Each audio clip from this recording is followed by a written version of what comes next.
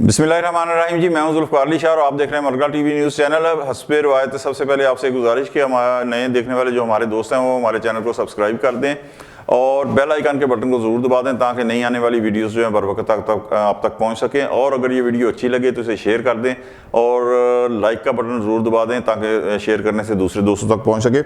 आज की हमारी जो वीडियो है वो बल्ले के निशान के हवाले से है। एक मतलब मैंने 30 दिसंबर को अपना जो वीला किया था उस सब में मैंने कहा था कि बल्ले की बल्ले बल्ले बल्ले हो गई, और पेशावर हाई कोर्ट से जब ये दोबारा निशान मिला तो फिर एक मरतबा बल्ले बल्ले हो गई। लेकिन जब पहले बल्ले बल्ले हुई थी तो उसके बाद इलेक्शन कमीशन जो है वो पेशावर हाई कोर्ट के अंदर ही दोबारा रिव्यू में गया और एक मरतबा निशान छिन गया, फिर दोबारा पेशावर हाई कोर्ट से मिला और उसके बाद इलेक्शन कमीशन जो है वो सुप्रीम कोर्ट इस फैसले के खिलाफ जो है वो चला गया। तो इस पे सुप्रीम कोर्ट से क्या फैसला उसके ऊपर बाद में बात करते हैं। लेकिन मैंने अपने गुज़श्ता वीलाग्स के अंदर जो बातें की थी उनके अंदर अल्लाह का शुक्र है, खुदा बुजुर्गो बरतर का, कि एक वीलाग में मैंने कहा था कि इलेक्शन जो है, और ये सितंबर में मैंने कहा था जब किसी को इलेक्शन होने का यकीन ही नहीं था, कि मैंने कहा था फरवरी या एंड जो है वो मार्च के पहले हफ्ते तक इंशाल्लाह इलेक्शन हो जाएंगे, और ये बात भी सही साबित हुई। दूसरा बल्ले के निशान के हवाले से कहा था और इंशाल्लाह बल्ले का निशान भी तहरीक इंसाफ को मिलेगा और बल्ले के निशान के साथ इलेक्शन में जाएगी। तीसरी बात मैंने ये कही थी कि जब गुज़श्ता हफ्ते थोक के हिसाब से तहरीक इंसाफ के जो कैंडिडेट्स हैं उनके नॉमिनेशन पेपर जो थे वो रिजेक्ट हुए थे इलेक्शन कमीशन के आरओ की सतह के ऊपर, तो मैंने कहा था कि ये हाई कोर्ट ट्रिब्यूनल या उसके बाद सुप्रीम कोर्ट तक जाते जाते ये इनमें से बहुत सारे जो है मोर देन 90% जो है वो उनके एक्सेप्ट हो जाएंगे, और ये बात भी अल्लाह का शुक्र है कि सच साबित हुई। हाँ, अलबत्ता इमरान खान साहब की जहाँ तक बात है तो उनका कानूनी तौर के ऊपर ज़ाहिर है कि उन्हें तोशाखाना केस में सज़ा हो चुकी है और सज़ा मुअत्तल हुई है, ख़त्म नहीं हुई, और जब तक ख़त्म ना हो तो उनकी ज़ाहिर है कि नाअहली जो है वो बरकरार रहेगी। और यही वजह है कि उनका ज़ाहिर है कानूनी तौर के ऊपर जब तक केस ख़त्म नहीं हो जाता तब तक वो अहल नहीं होंगे इलेक्शन लड़ने में। ठीक है जी।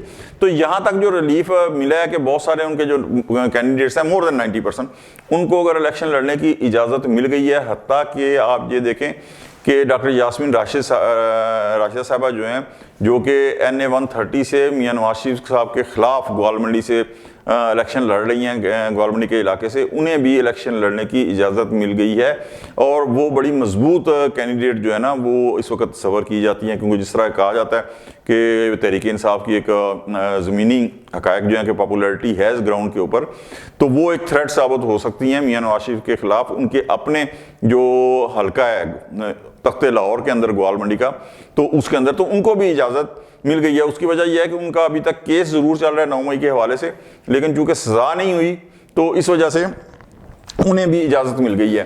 कुछ लोगों को यकीनन ये ख्वाहिश है कि तहरीक इंसाफ को इलेक्शन का जो प्रोसेस है उसकी दौड़ से बाहर रखा जाए, उनकी अपनी ख्वाहिश है। वरना तो मैं जहाँ तक अपना एक सोच है कि जब तक आपकी जो गेम है उसके अंदर आपका कोई फ्रीक ही नहीं है तो आपको अकेले ही वो क्या कहते हैं खुद ही पकाई खुद ही खाई खुद ही की वाह, तो उसमें आपको क्या मज़ा आएगा।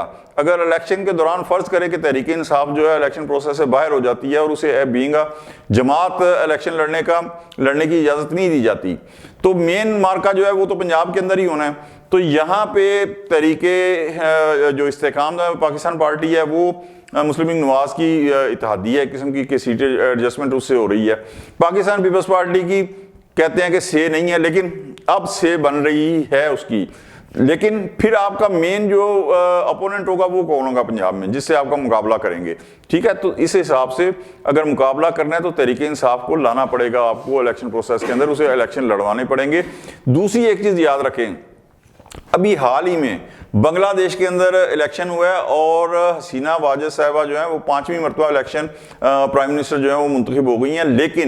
लेकिन अब बिग क्वेश्चन, बहुत बड़ा सवालिया निशान जो है वो ये है कि वहाँ की हिज़्ब इख्तिलाफ की तमाम जो काबिल ज़िक्र जमातें हैं, बड़ी जमातें, उन्होंने इलेक्शन का बाइकाट किया था। उन्होंने कहा था कि हसीना वाजिद की जो है सरबराही के अंदर या उनकी हुकूमत के अंदर हमें ये इलेक्शन काबिल कबूल नहीं है। नतीजा क्या निकला कि गुज़श्ता इलेक्शन के अंदर जो वोटिंग की शरह थी वो 80% थी। इस इलेक्शन के अंदर जो वोटिंग रेशियो है वो बिल्कुल गिर के आधी 40% रह गई। अच्छा, इसका नतीजा क्या निकला कि बरतानिया और अमेरिका ने बांग्लादेश के इलेक्शन रिजल्ट जो हैं उन्हें तस्लीम करने से इनकार कर दिया और सीना वाजद की हुकूमत को हाल की घड़ी तक तस्लीम करने से इनकार कर दिया। तो लिहाजा अगर पाकिस्तान के अंदर भी आप तहरीक इंसाफ को इलेक्शन प्रोसेस से बाहर रखते हैं, उसे बासियत जमात इलेक्शन लड़ने का मौका नहीं देते, तो यहाँ पे आपके इलेक्शन का एतबार कौन करेगा? सेकेंडली, तहरीक इंसाफ के पास आज़ाद का ऑप्शन है। बेशक उसकी जो अकलीती नशिस्तें हैं या ख्वातीन की नशिस्तें हैं उससे उन्हें हाथ धोने पड़ेंगे, लेकिन वो आज़ाद कैंडिडेट के तौर के ऊपर उनके जो उम्मीदवार हैं वो लड़ सकेंगे इलेक्शन।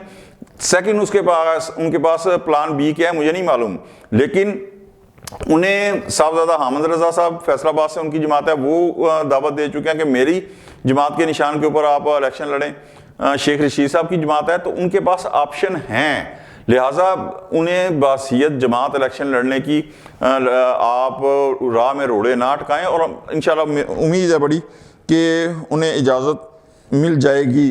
सबसे बड़ी बात यह है कि अगर उन्हें बासियत जमात इलेक्शन प्रोसेस से बाहर रखा जाता, फ़र्ज़ करें कि ऐसा होता है, तो उनके जो लाखों वोटर हैं, जो लाखों उनके करोड़ों में बल्कि मैं कहूँगा कि अब तो आबादी बढ़ चुकी है, तो उनका हक़ रायदही जो है वो मुतासर होगा, वो हक़ रायदही से महरूम रह जाएंगे। और ये पाकिस्तान के जो अवाम के, पाकिस्तान के जो शहरी हैं, उनके बुनियादी हकूक़ जो आइन उन्हें देता है उसकी नफ़ी होगी। लिहाजा हर सूरत, हर सियासी जमात को इलेक्शन में हिस्सा लेने की इजाज़त होनी चाहिए। क्यों कि ये उसके ऊपर एहसान नहीं होगा, ये उसका आइनी हक है, ये उसका बुनियादी हक है जो आपको देना पड़ेगा। उसके बगैर अगर आप इलेक्शन प्रोसेस में जाते हैं, इलेक्शन करवा लें, उसका एतबार कोई नहीं रहेगा। और बगैर एतबार के, बगैर एक मॉरल अथॉरिटी के जो गवर्नमेंट कायम होगी, उसकी भी मॉरल अथॉरिटी बिल्कुल नहीं होगी, और वो जो बड़े फैसले हैं वो किस तरह ले पाएगी, ये मेरी समझ से बाहर है। क्योंकि जिसके पास मॉरल अथॉरिटी नहीं होगी, जिसके पीछे अवाम की नुमाइंदगी, अवाम की हमायत नहीं होगी, वो गवर्नमेंट कोई मसाइल हल नहीं कर पाएगी। आज तक के लिए इतना ही, इंशाल्लाह मिलते हैं अगले व्लॉग में। उस वक्त तक के लिए जुल्फ़िकार अली शाह को इजाज़त दें। अल्लाह हाफिज़।